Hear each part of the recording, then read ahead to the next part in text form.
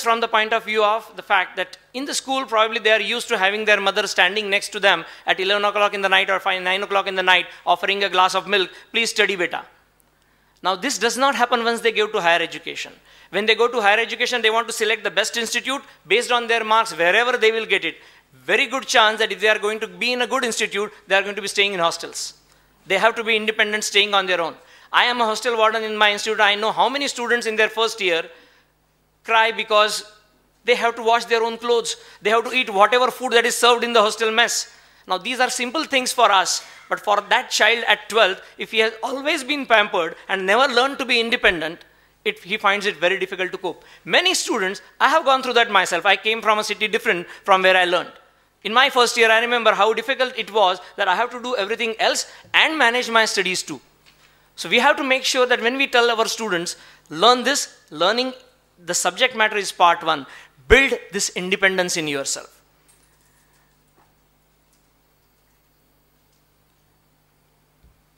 Another important thing is accepting failures. Very many times students, once they are not able to do something, they are not able to digest the fact that they have failed. I tell them one story that when Edison was asked that how come that 2,000 different materials you tried to make that bulb and they all failed, you know what his answer was. They were not failures, they were steps in learning. To convert your failures in learning is something we need to tell the students right at that early stage. Otherwise, we see in society so many cases of people getting frustrated because they are not the top. When you go to a higher education institute, somebody comes to my institute, almost everybody who comes there has been topper in their school. Now in the institute, somebody comes topper, somebody comes last. So accepting that at that stage, there can be other people brighter than me as well, although I was the brightest in my school, is very difficult if they are not learned to accept that somebody else can be better or I can also fail. And failing is not the end of it. I can fail today, I can succeed later, and the failure should be turned into learning.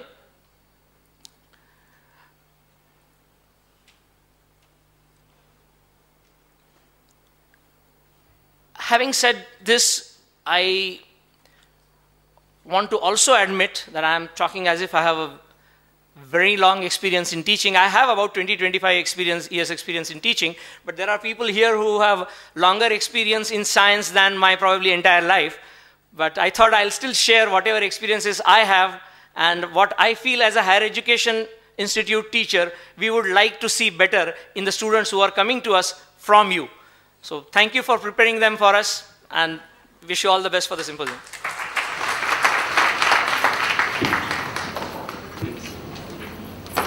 Bhagwat, as a true teacher, he has possibly just swept the floor. He talked about every small point and he has not done anything for the following speakers. So I don't know what I should be talking about and where I should start and where I should end. But possibly I will just have to change the topic and talk about something, what has been happening in the past, what has been happening now. Well, I think myself to be from the older generation, because once you cross 40s and 50s, then you say that, well, you belong to the old generation and you've got the new generation ahead of you. I look at the teachers of our time, how we had to study, who were the teachers, really dedicated and sincere teachers, but unfortunately their knowledge, I would say that it was limited to books or printed material, whatever was available at that time. Now the teachers are from a different era.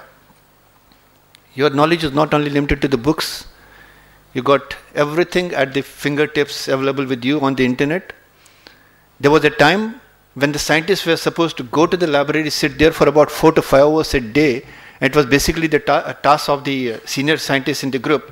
He will make sure that all the junior people will go to the library, sit there for... Dr. Rajan will possibly know about it because he possibly had to do the same thing with his students. And my teacher used to say the same thing. She said, the most difficult task I am finding in putting Ajay in the library because he can't sit there for half an hour. Because I found that possibly I can do more or I can learn more by talking to other people than sitting in the library and just going through the pages, which was a very difficult task for me.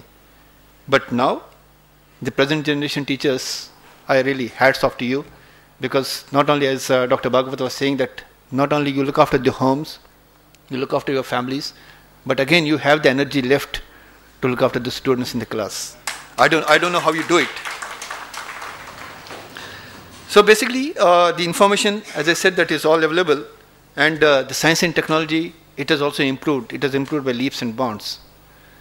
At present day, good teacher cannot be the one who has just completed, who has come out of the university and say that, well, I have got a degree and I have got 80% marks in my MSc or MA level, and I am supposed to be good because my basic knowledge is good. But knowledge is changing. It is rapidly changing day by day.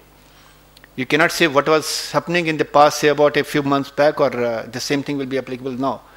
And the main problem nowadays the teachers are facing, because the same information is available to the students. Let's all admit that the students also are very intelligent. They're much more intelligent than our generation or the previous generation or the previous few decades, because they have all this information available. And they feel that they are more intelligent. Sometimes they feel that they are more intelligent than the teachers, and they start, sort of criticizing teachers and even challenging them that, well, whatever you said, it's wrong. I'll give you one simple example. My daughter was in primary school, and one day I was just checking her homework, and she came with a mathematics question, and I was looking at it, and she had done somewhere in 8 or 10 steps. This was a simple thing. I mean, if in 5th standard or 4th standard a question, why you need to do it in 8 or 10 steps? I said, well, I also know a little of mathematics, so I can teach you a better way of doing it. And possibly you can do it in 3 steps. It will be easy for you to memorize. She said, no, my teacher has said, this is the way. I am not going to listen to you. I am going to listen what my teacher says. I said, very right. So next Saturday, I mean, when there was the teacher parent meeting, I happened to go to the school. And I talked to the teacher. I said, I didn't reveal that who I am. I said, well, I am the teacher. I am the father of so-and-so. And can I talk to you about this question? She said, yes. I said, but I can show you that this can be done in 3 steps. You don't need to, I mean, why should a student of 4th class or 5th class memorize 10 steps? It can be done very simply. She said, well, we have been taught in this way, and students also have to do it in the same way, then only they will get the full marks. Now the question comes, what are we basically looking at? Are we looking at passing on the information to the students, or it is only completing the course?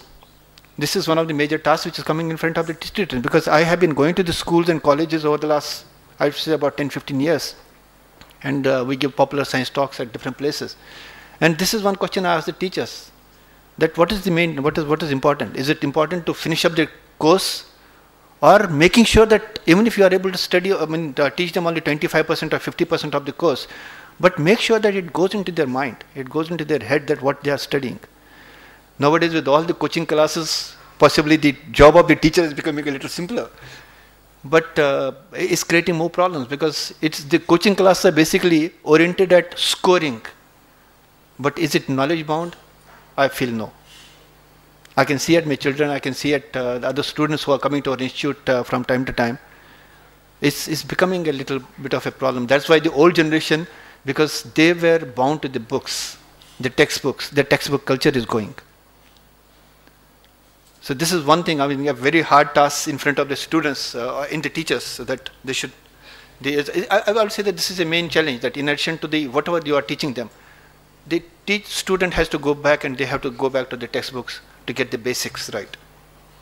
So motivating children, nowadays it's a very tough task for the children.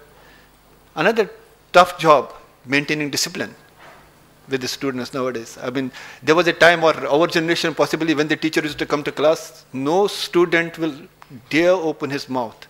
Nowadays students don't bother.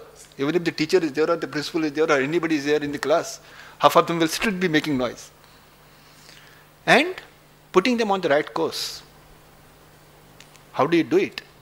Because with so many engineering colleges, the management colleges and IT and different fields opening up for the students, nobody wants to take up science. There may be a few bright students who will be very good. In fact, we are looking for the future generation to come up in the field of science and technology. But unfortunately, like Dr. Bhagwati will also second me, because we had major problems in most of the universities and colleges, that none of the students wanted to go for the basic sciences. I recently went to one of the colleges, Khalsa College in Matunga. And in the final year of 3rd year BSc, they got only 19 students. Bombay University Physics Department, which used to be one of the best physics departments in the country, a few years back they were not able to fill up 25 seats. And they were just requesting the different institutions that, well, you have got these graduate students, why don't you send them for filling up the seats? This is where we have come to. Because everybody wants to rush towards IT and management and things like that, and we don't have any people coming towards this. And how this science and technology is going to improve if we don't have the students?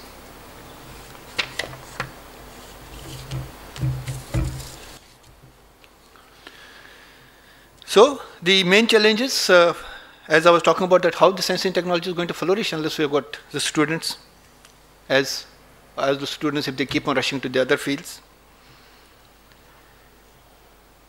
And even a few decades back, the best students who were in the class, they always wanted to go for science, the basic sciences, whether it was physics, chemistry, mathematics, biology, they wanted to go for it. But the younger generation, no.